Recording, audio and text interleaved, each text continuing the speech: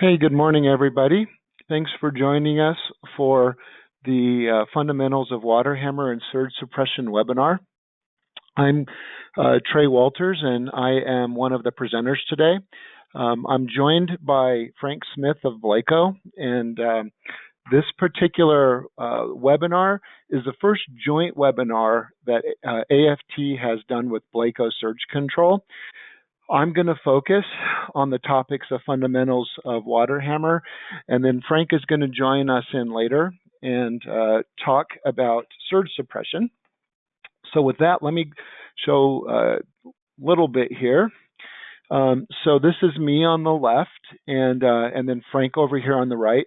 I'm the president and founder of Applied Flow Technology, and I am the original developer of the AFT Impulse Wwaterhammer simulation software. I've been doing Wwaterhammer for over 30 years, and Frank also has been doing Wwaterhammer for 3 decades. He's executive vice president at BLACOH Industries. I'm based in United States in Colorado Springs, and Frank's his company is in California, but he normally works out of his office in New Orleans, Louisiana. But today he's on travel and he's in Arkansas, so he will be joining us later. Just real quickly, between the two companies, just a little bit on Applied Flow Technology. We've been in business for 26 years.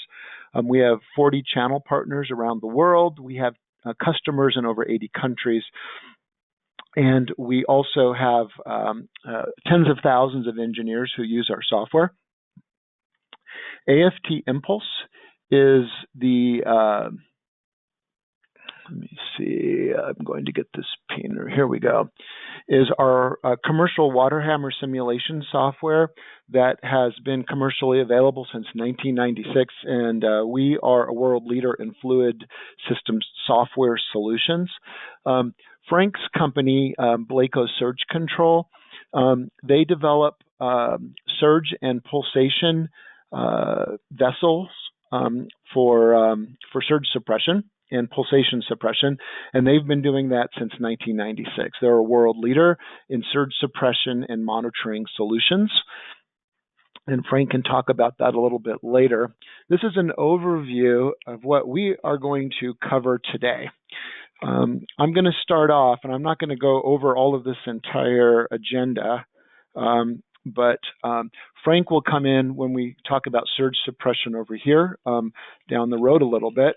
And I want to cover some basics of Wwaterhammer, talks about accidents, codes, and standards, and things of that nature. So let's go ahead and move along. Okay, so what I want to do here real quickly is show a Wwaterhammer video. That's something that you can actually find on YouTube. And so I will start this up.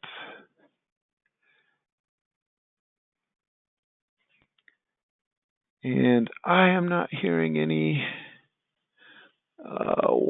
sound on this, and you guys probably are not either.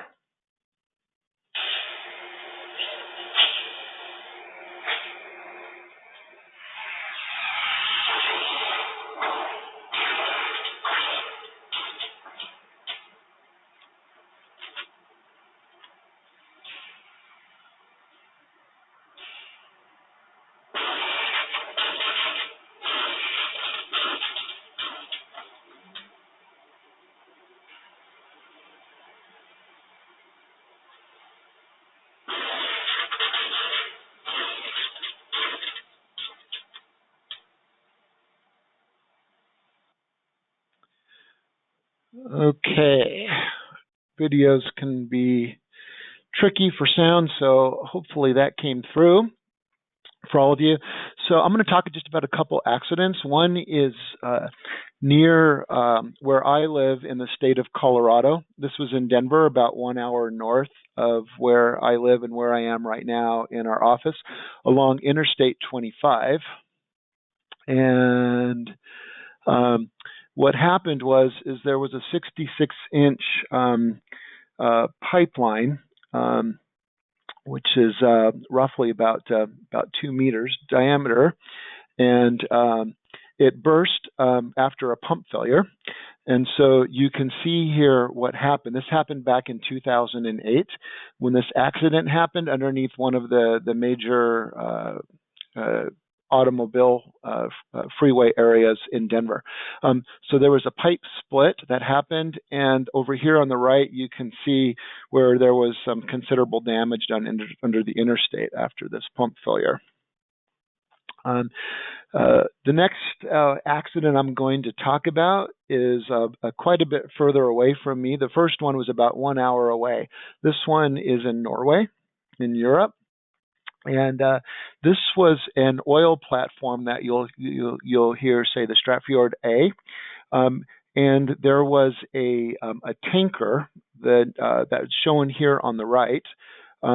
And that tanker had a 20-inch hose, and when the platform was pumping into the tanker, there was a valve slam, and the valve slam caused a Wwaterhammer surge, which ended up being the second biggest spill in Norway's history.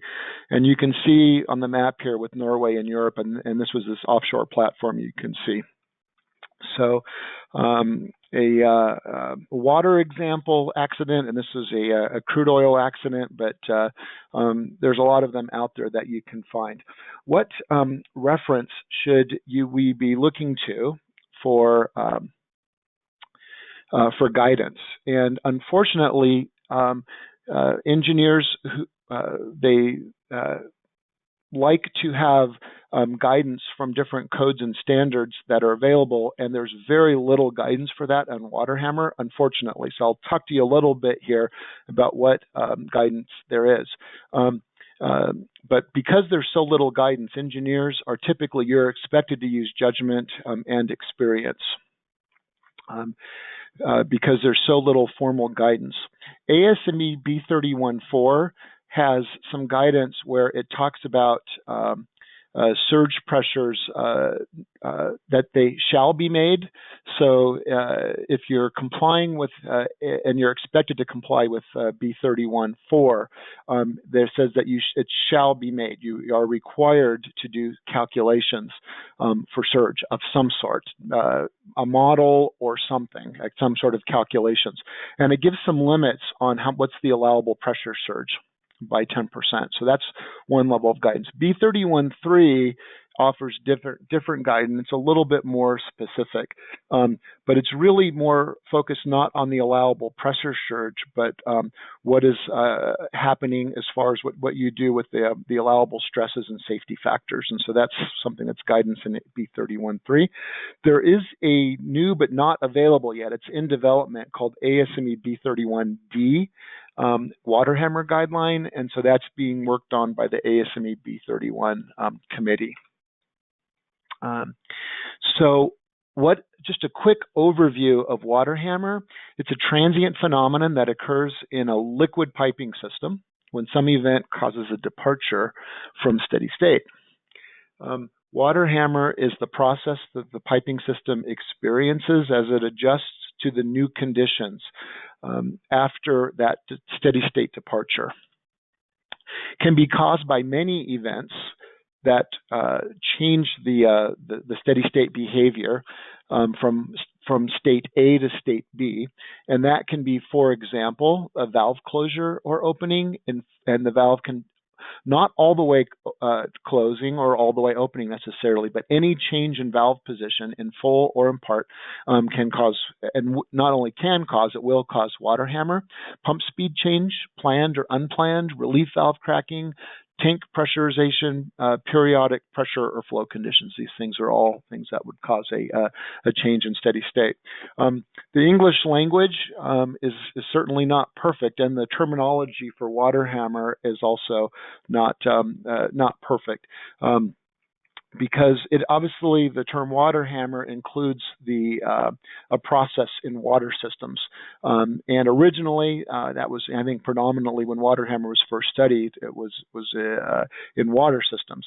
It's typically used, though, to convey any type of liquid system, so that confuses some people when you hear about Wwaterhammer in crude oil, or Wwaterhammer in liquid oxygen, or Wwaterhammer in gasoline pipelines or chemicals or things of that nature. Other terms which you do hear about: a fluid hammer, hydraulic transients, fluid transients.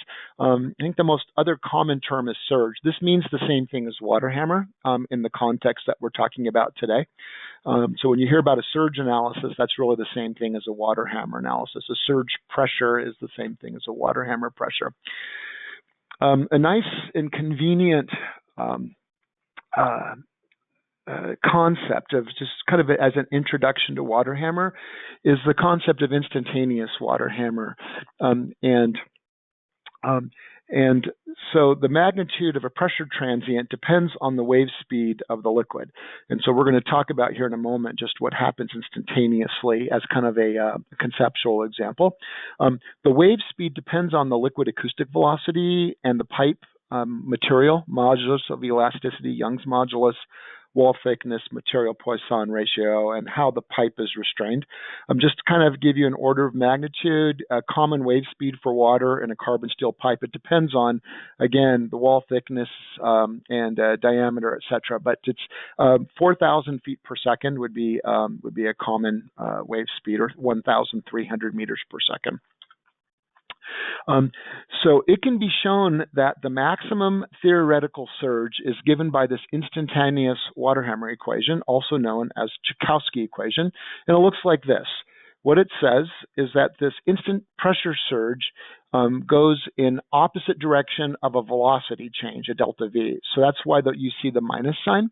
And it's also related to the density rho of the liquid and the wave speed A, which we talked about on the previous slide. So if there's an instant velocity change, for example, a valve slam shuts, that velocity is going to go down. The negative sign becomes a negative of a negative, and you have a positive pressure wave here. So just as a quick example, you take a fluid like water, and with the density, a wave speed here, 3,000 feet per second or 900 meters per second, initial velocity of 10 feet per second or 3 meters per second, and an initial pressure in the line, a steady pressure, static at 100 psi or 7 bars. And you can throw that in this Joukowsky equation up here, and what you'll see if you go through the math is that this initial 100 psi, there is a delta P which happens on top of that, and that magnitude in this example is 400.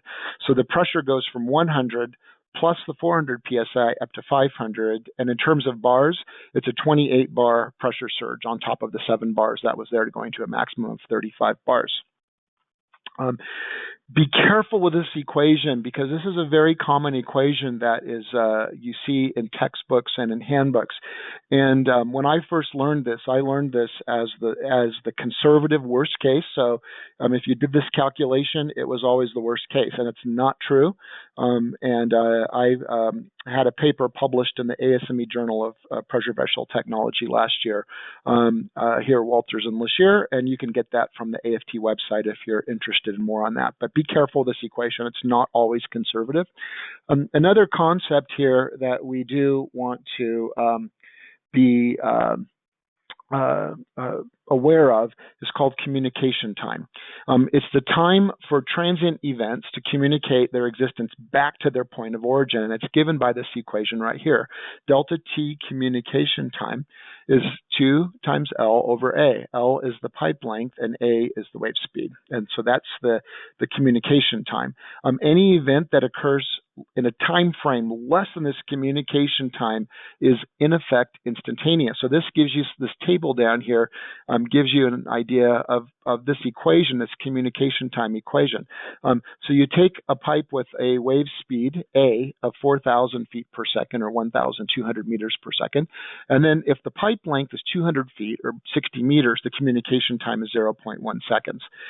As the pipe length goes up by a factor of 10 to 2,000 feet or 600 meters, the communication time is 1 second. And you can see as the pipe lengths get longer, the communication time goes up, where you have a 200,000 1,000-foot pipeline, which is about 60 kilometers, the communication time is 100 seconds. So if you have in a long pipeline like that, any event that happens faster than 100 seconds, it's the same thing, really, from a pressure surge point of view, as if you closed it instantly. So you got to be careful about that. So let's talk about just the physics of Wwaterhammer. And this is an idealized frictionless pipe. So what we have here is we have a reservoir going through a pipe out to a valve on the right, and that valve closes instantly at time equals 0. So we're going to call this phase A, and the time you can see here is greater than 0, but it's less than the L over A, the length divided by the wave speed. So initially, this valve is open, and there is a steady velocity here, V fluid equal to steady velocity, but then the valve closes at time 0, and it sends a wave here, and this wave is traveling at that wave speed A, 3,000 feet per second, 1,000 meters per second, something like that. So it's traveling very quickly from the valve over to the reservoir on the left. So the wave location is right here, okay? But the interesting thing is this valve is closed, but if the wave is here, the fluid in this part of the pipe on the left hasn't had the communication yet of the closed valve, so it doesn't know.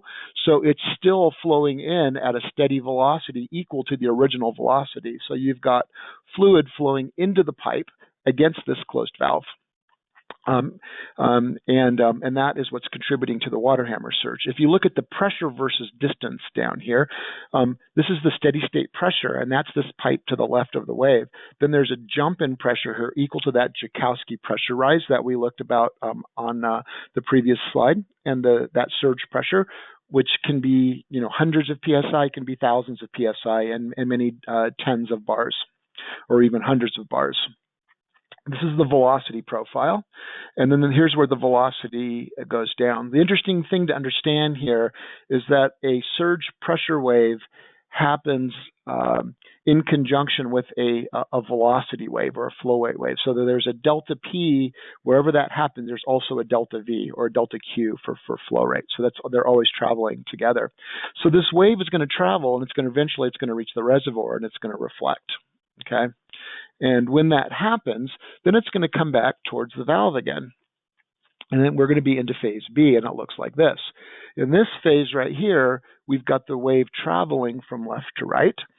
And the wave at this point is right here, but it's traveling at a speed of velocity of the wave speed A, thousands of feet per second and maybe 1,000 meters per second.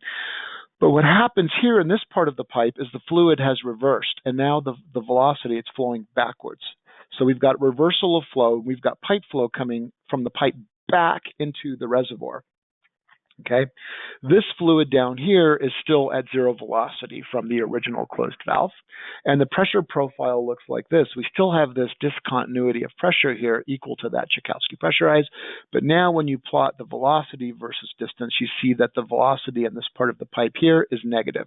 This down here is 0.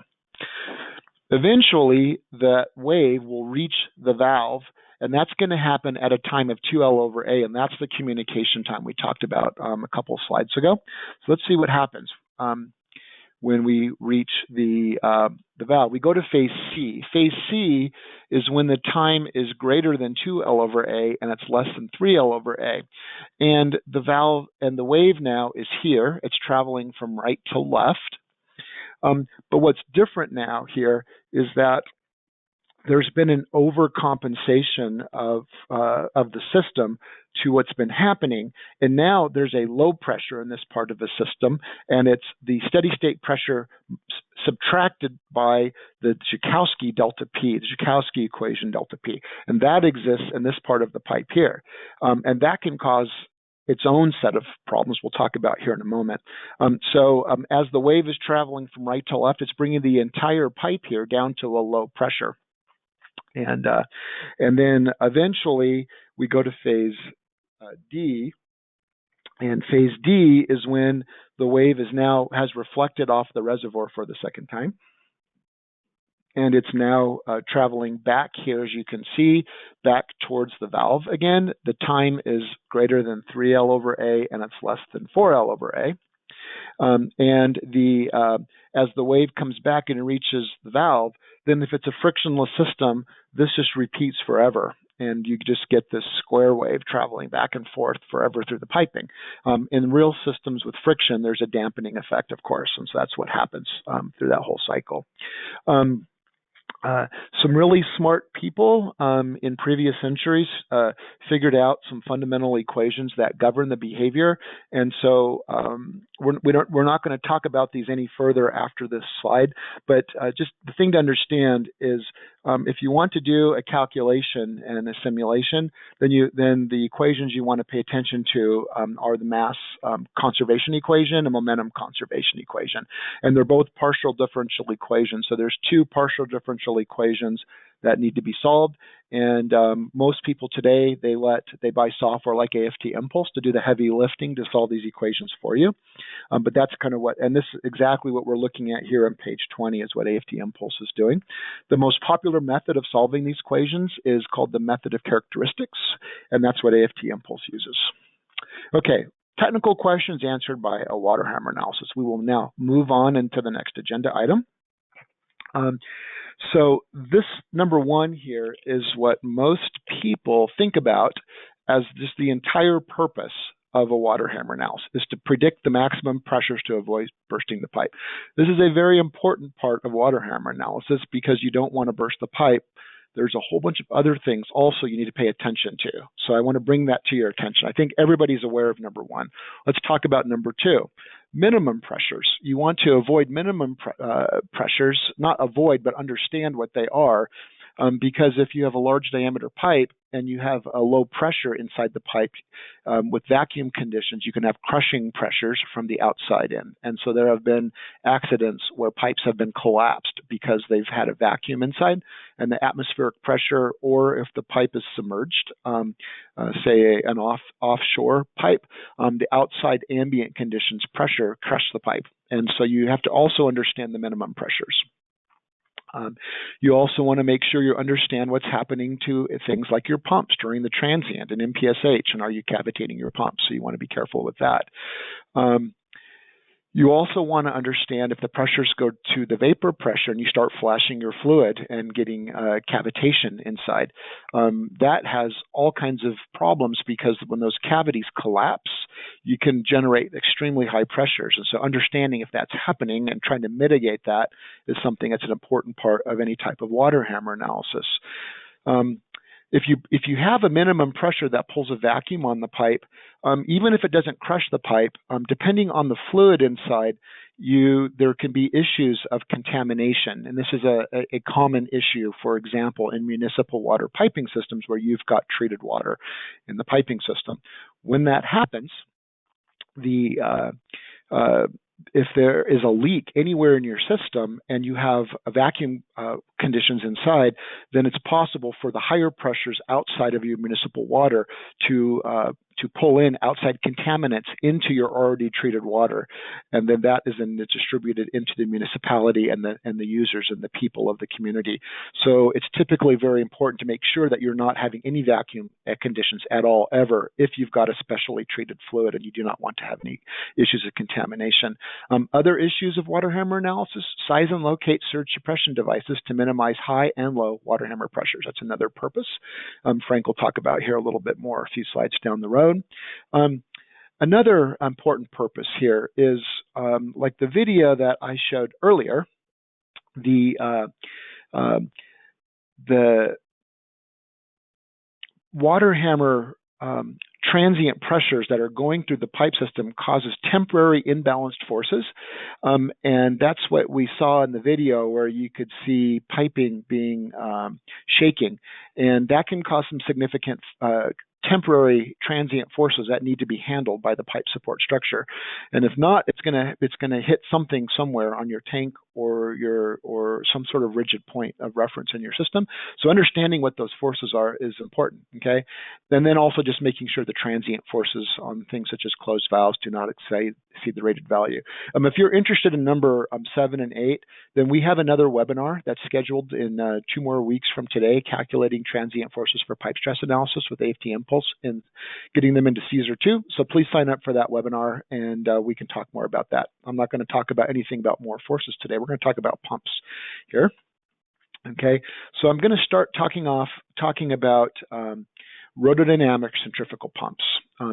Pump transients cause and influence Wwaterhammer. And so one very common thing that needs to be evaluated in any type of a pumping system is a pump trip. Pump trips happen for 2 reasons. One, it's planned because you're turning it off and taking it offline, or it's unplanned because you've had a disruption to the power supply, whether it's a power outage to a motor-driven pump or something on another type of a driver.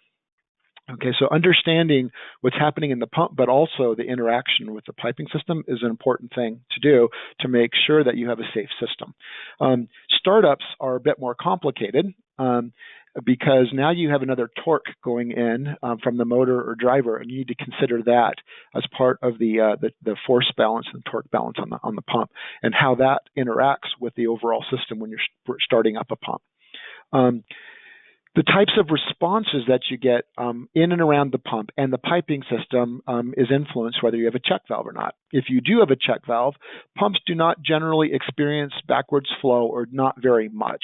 So it's a little easier of a situation to handle when you have check valves, although check valves can be their own cause of Wwaterhammer, so you need to be careful about that.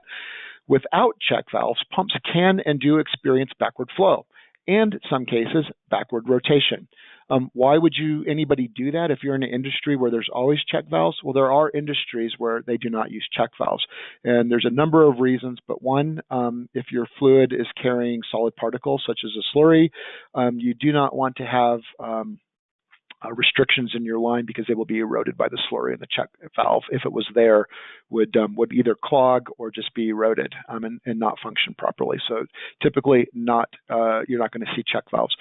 Large diameter pipes where check valves are just not very viable, and so typically there is going to be some sort of motor operated valve there, but it's not a check valve. And so during that whole process of a transient, you can get backwards flow and backwards rotation.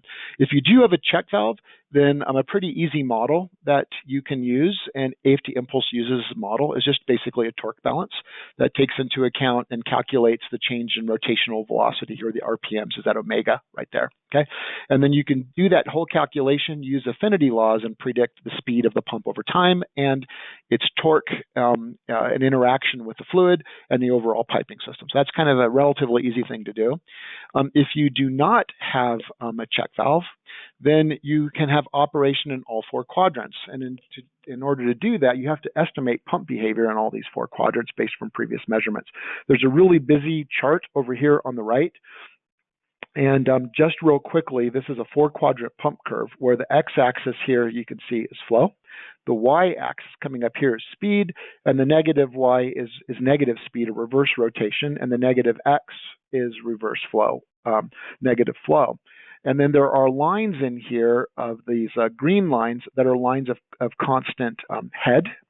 And then here's the 0 head line right here, and then the blue lines are lines of torque. Okay, the normal operating zone of a pump is right here, where that's be the best efficiency point.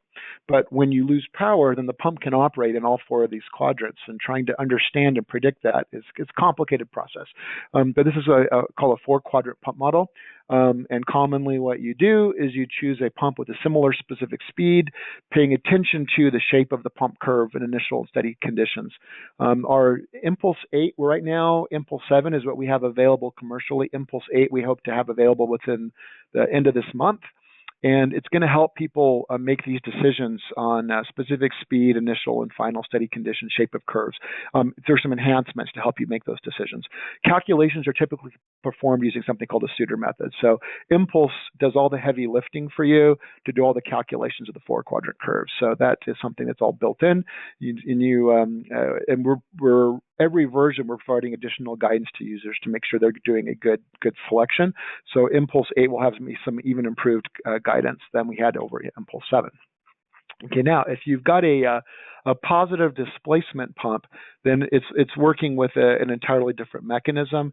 Those are pretty difficult to do with physics, and so typically there's just a flow rate versus time transient assumed when you would have, for example, a trip or a startup of a positive displacement pump. Typically, you can get some information on how long that's going to take from the manufacturer of the pump. 2 to 3, maybe 5 seconds would be a common duration that's used, but that would be a common thing assumed with a PD pump. And then that would be a driver that would interact that pump with the rest of your piping system. Let's talk about valves. Got one slide on valves, and just to reinforce here that there's different types of valve designs that have different behavior. So this, what we have over here is valve CV, dimensionless valve CV. And on the x-axis is the valve position. So over here at 100, the valve is fully open. At 0, the valve is fully closed. And as the valve goes from open to closed or closed to open, it can follow these different profiles depending on what type of valve you have. And these can be significant. Different types of valves and the shape of this profile can cause dramatically different Wwaterhammer behavior inside your piping system. So you want to make sure you understand that. And then also, what's the actuation of that valve? Is it linear or is it nonlinear? Or even, in some cases, even manual potentially. So it's some combination of whatever the manual behavior is and how fast that happens. So these are things you need to understand if you're going to understand the Wwaterhammer that's caused by a valve position change, like a valve closure. Let's talk about check valves.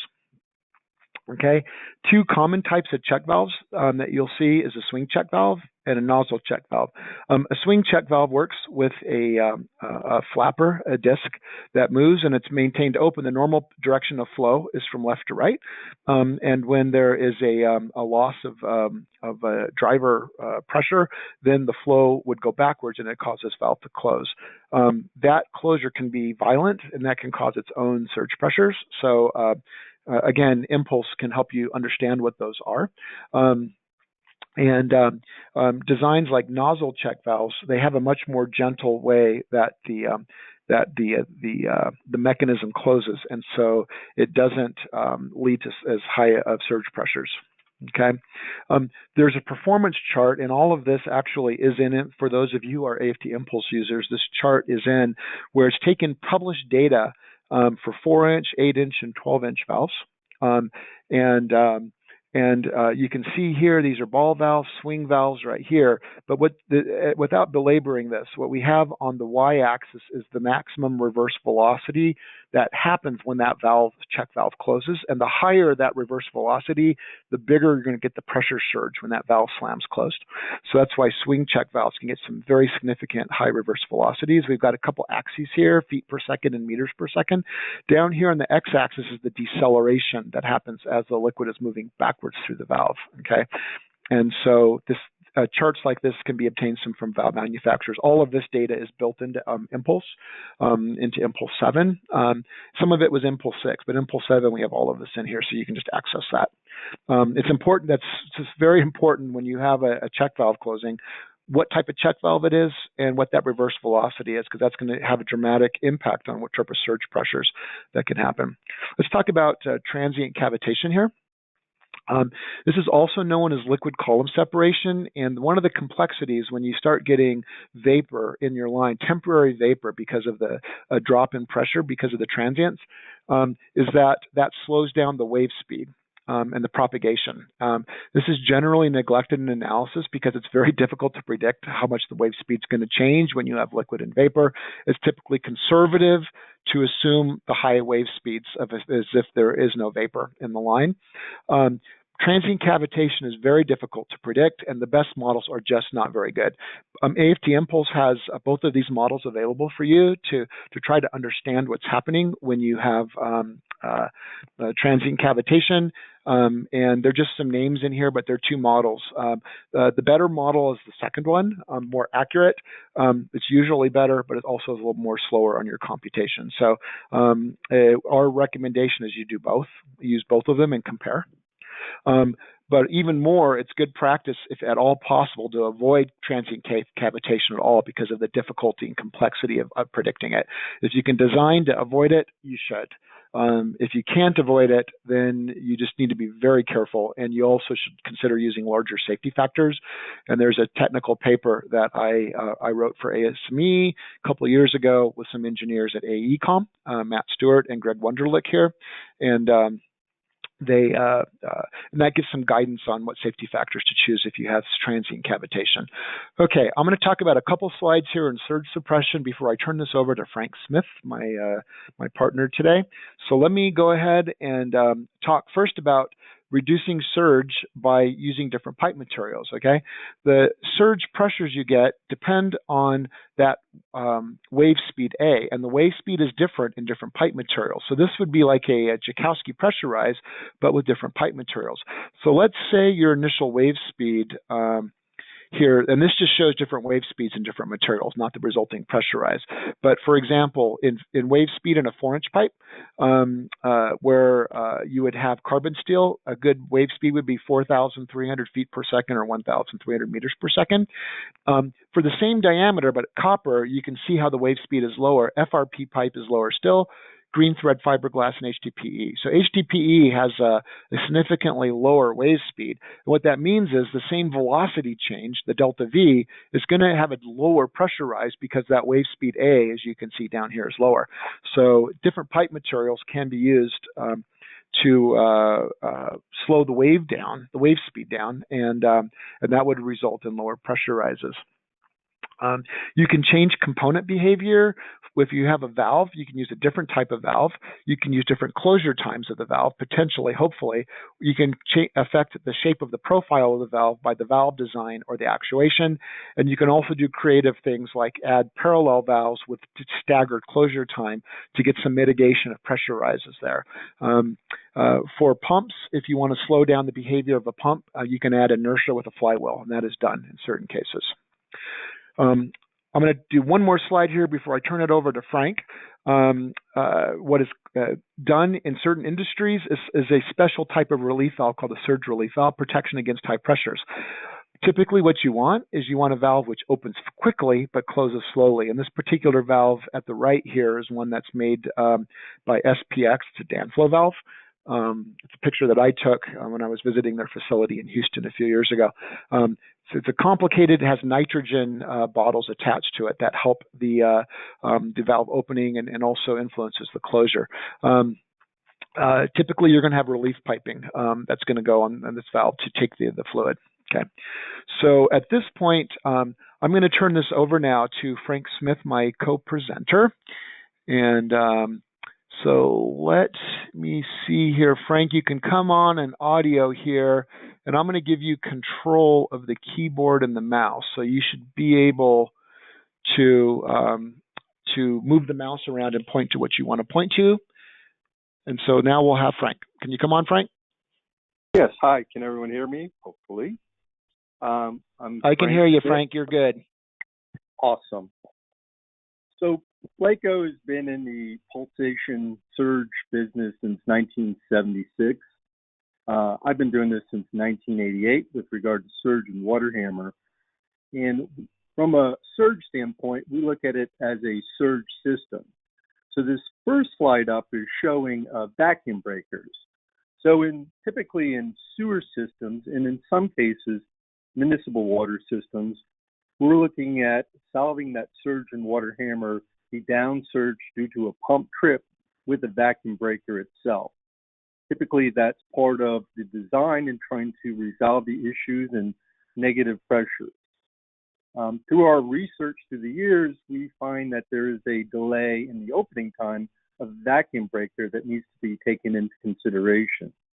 We use our BLACOH surge wave, which monitors the pressure in the piping system at 200 times a second, so that we can see how these different components that Trey's been addressing and what was input into the model of how they actually react. So part of BLACOH's solution is also to actually monitor and view all these components and how they're operating in the field.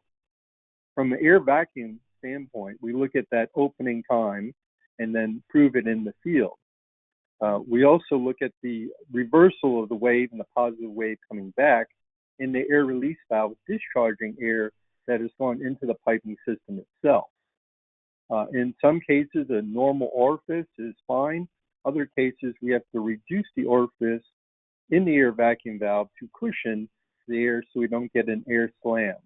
And in other cases, we need what's called a three-stage air vacuum valve, where we have a surge disc internal to the air vacuum valve that closes and changes the orifice size inside the valve to cushion that wave coming back.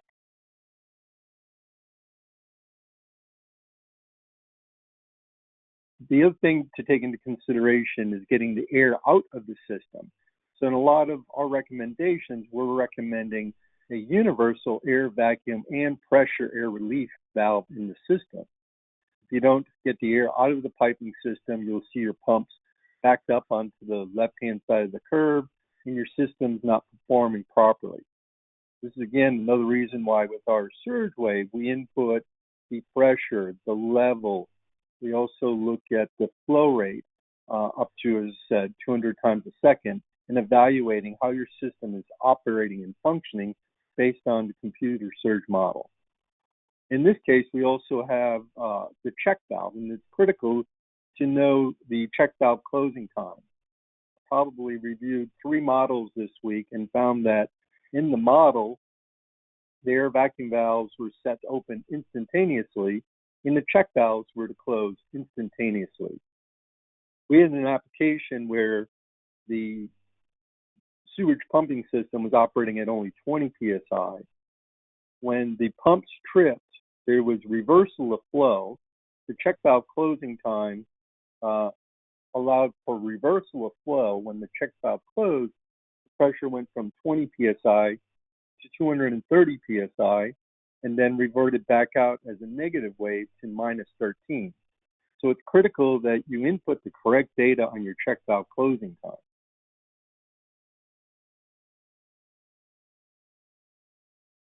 So I'm not going to the next slide.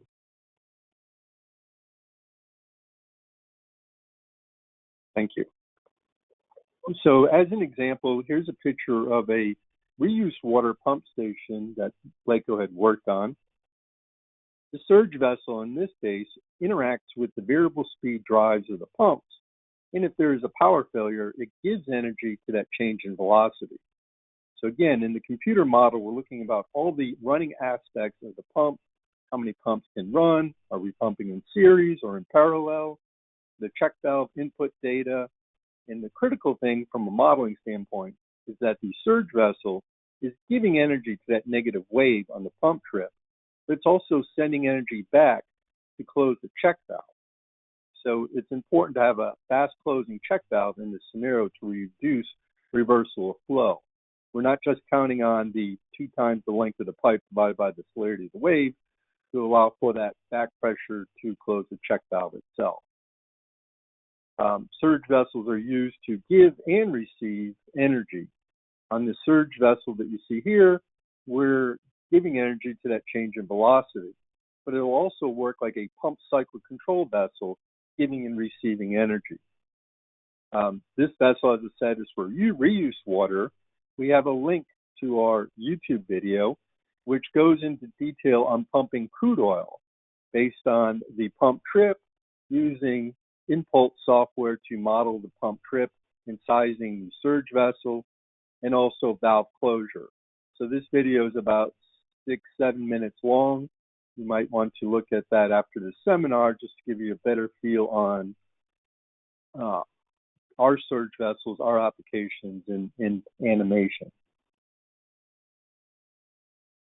From BLACOH's standpoint, we look at from the pulsation dampening, the surge vessel, the different types of surge vessels, be it for water, and our main event with the surge vessel and for potable water is, again, to maintain the minimum operating pressure of the system.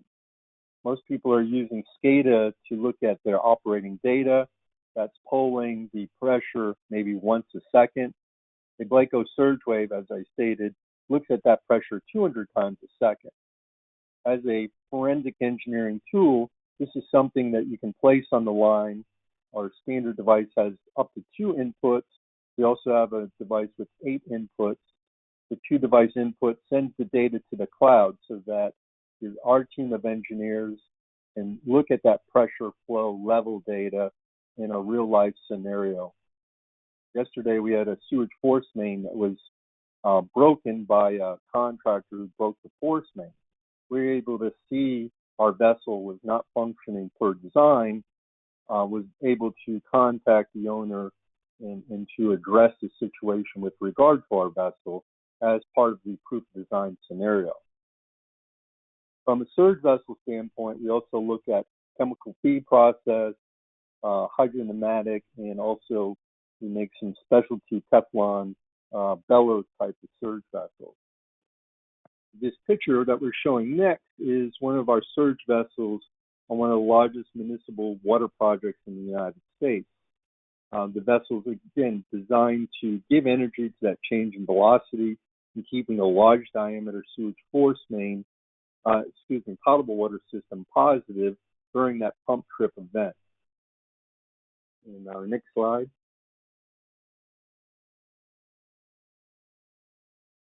This is an example of one of our surge vessels used in crude oil piping system. Being that it was crude oil, we used nitrogen as the pre-charge. Inside the vessel itself, we have a polyurethane bladder that works great for crude oil, gasoline, jet fuel type of applications. It's critical from looking at the liquid level inside the surge tank in the gas volume, and that in the computer model, you're respecting how we're giving and receiving energy based on the flow velocity out of the surge vessel, and then a high pressure return back into the vessel, and also respecting the gas volume based on the high and low levels of the tank. So the next slide. A great example of a raw water pump station where this surge vessel is in a high pressure application, raw water pumping up a hill over 300 psi. And without the surge vessel, this system would drop to a full vacuum. So the surge vessel in this application is critical to the application and the longevity of the pipeline itself. Next slide. One of the things that we take into consideration is, of course, how many pumps can run. Many times when we go to do startup and commissioning, we're told that we're only going to operate 1 or 2 pumps. It's critical to know that and to know the electrical scenario. Can you run all 4 of these pumps? And has the system been modeled properly?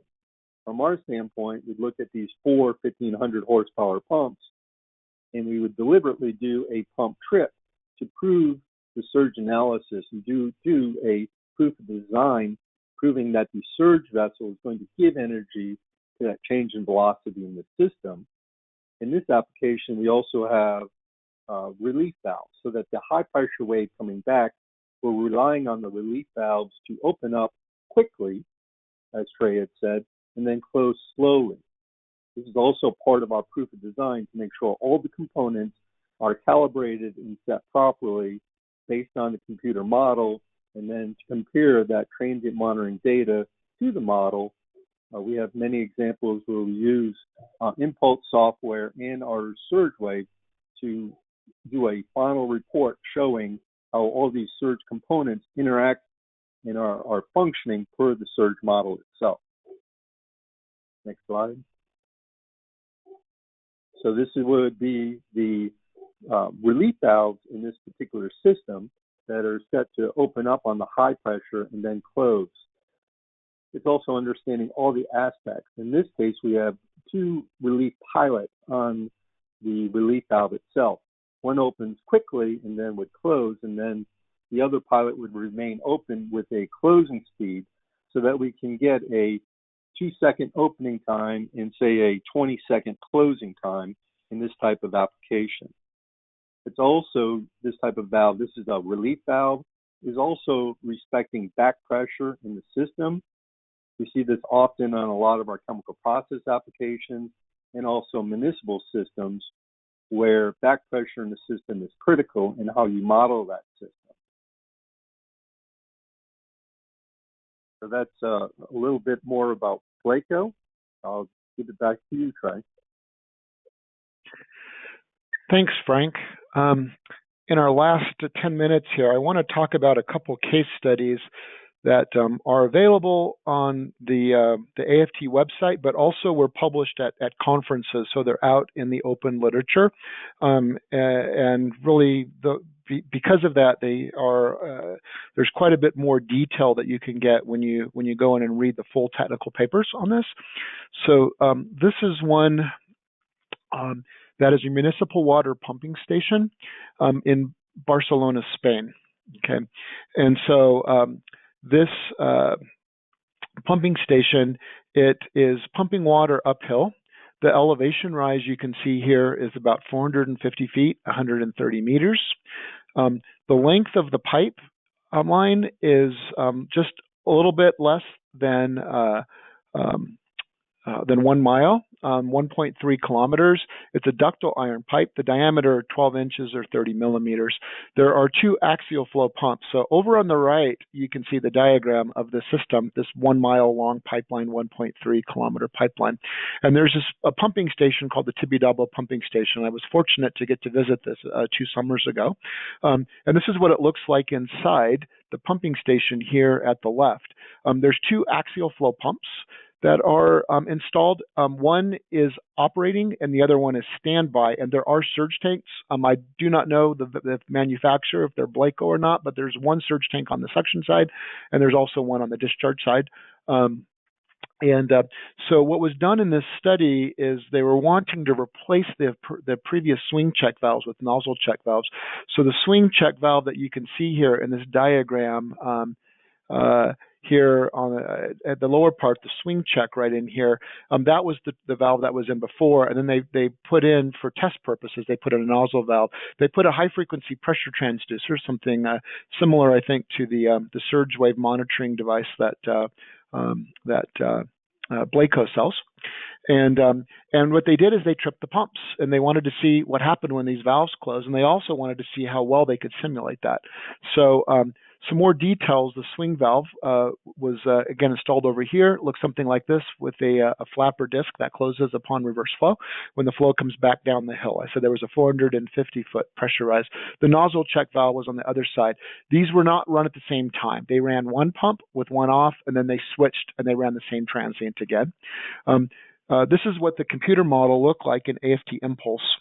So the Tibidabo pumping station down here, this is the detail that you can see on the pumping station. And these are the 2 pumps, junctions 4 and 6, that we looked at just a moment ago in the real world. And this is the computer simulation. And then again, the entire pipeline going from the supply all the way up to the discharge piping up here was roughly 1 mile, 1.3 kilometers, and that was 12-inch pipe. Okay, so what they wanted to find out is they wanted to measure right here, this P0 right here is where they did the measurements downstream. And here are the 2 check valves, one nozzle and one swing. And they tripped one pump, measured, and then they went on the other one and tripped that one. The interesting thing that they found out here is the swing check valve here is at the top. This is, so what we're seeing is over time, this is over 80 seconds. The trip happened right at about 10 seconds. I'm sorry, let's see, the trip happened, this is all time to 0 where the trip happened.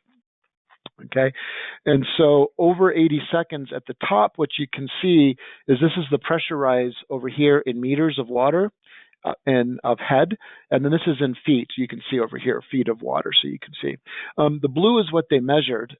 That's the field measurement that they did, and the gray was the impulse model. So you can see it's certainly not perfect as far as the degradation of signal in here. It's interesting, but what you did see is that there was a very nice match at the top and the bottom of the pressure rise up here. When the pump tripped and then the valve slammed closed with a swing check. The thing that you see when they ran the same exact transient, but on the other pump with the nozzle check valve down here below, is that the orange here, that's what they measured, and then the gray was what impulse modeled with the nozzle check valve. And you can see that pressure rise was much smaller, and that's one of the things that they wanted to find out, is what that difference is. So the conclusions that were drawn from this study by this engineering company in Barcelona is that nozzle check valves significantly reduce pressure surge from check valve slam. They were recommending this to the water utility in Barcelona as to be transitioning over from check valves to nozzle valves in the future. They also wanted to get an understanding of how well they could simulate this with a tool like Impulse, and they thought that was predicted sufficiently well that they could trust Impulse predictions in the future. And if you're interested in the technical paper, there's presented at the Pressure Surges 2018 conference in Bordeaux, France, and I helped prepare that paper and present that, and that's available on our website if you want to get all of the details on this particular case study. This is another case study that was presented by and written by one of my colleagues, Dylan Whitty, this is a fuel oil terminal in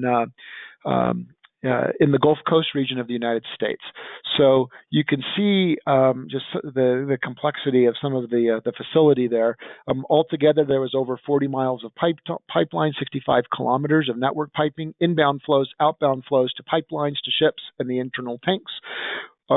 Hundreds of operating cases were modeled, so to write a paper on that would have been a whole series of papers. So the paper was focused on really just one of those operating cases. It was some of the interesting findings. Various combinations of mitigation methods were looked at, including nitrogen back surge relief valves, like I showed earlier, and also dual rate valve stroking movements, okay, inside. So looking at just a simplified version of one of the models to get an idea, you would have a total length of pipe going from one tank to a ship dock over here on the right. Okay, that was about 2.3 miles of piping, or 3.7 kilometers. Wave speed 1,100 meters per second, or 3,600 feet per second. The pipeline period for reflections was 7 seconds. Initial flow, you can see here in cubic meters a second, or GPM, or barrels per hour, 30,000 barrels an hour. This is crude oil with these physical properties. So what happened is the transient when this valve was closed over here, and this was the surge relief skid that was considered in this particular application. So the question was, how did this valve close right here, this gate valve, which was a 750 millimeter valve, okay? And so that valve had to close over within 170 seconds. You can see down here, this was a flow coefficient at KV, which is similar to a CV.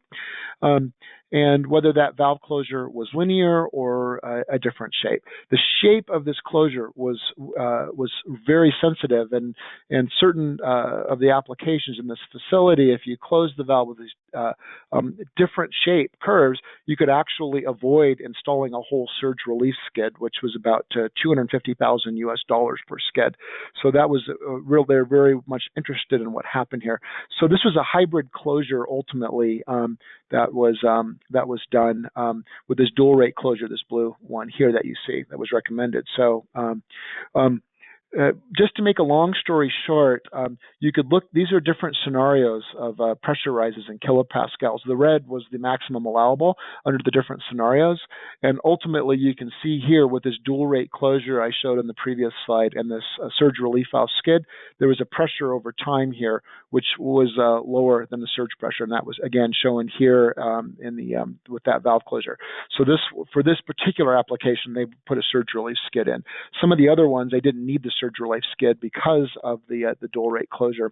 The conclusions here were that the various surge mitigation methods can be used to create a cost-effective solution. Care must be taken when introducing a secondary flow path with a relief skid, because the closure in that relief skid can cause secondary transients. Using a dual rate valve actuation can significantly reduce peak pressure surges, and in some cases eliminate the need for a relief system. And this was presented at this paper here, Surge Mitigation in a Marine Fuel Oil Terminal, also at that Pressure Surges conference. All right. If you have questions, you certainly are welcome to send them in and email them in. At the end of this, if you want to get a copy of this webinar, will be emailed to you. There's copies of some of the papers or these references where you'll find some of the papers mentioned in the presentation, some popular textbooks, and also some YouTube videos on Wwaterhammer that might be interesting to you. So I want to thank BLACOH and Frank Smith of partnering with us today on this webinar, and thank you to all of the attendees today for attending, and I hope it was informative for all of you, and I appreciate you, and I wish you all good luck and good health in today and in the coming months. Thank you very much.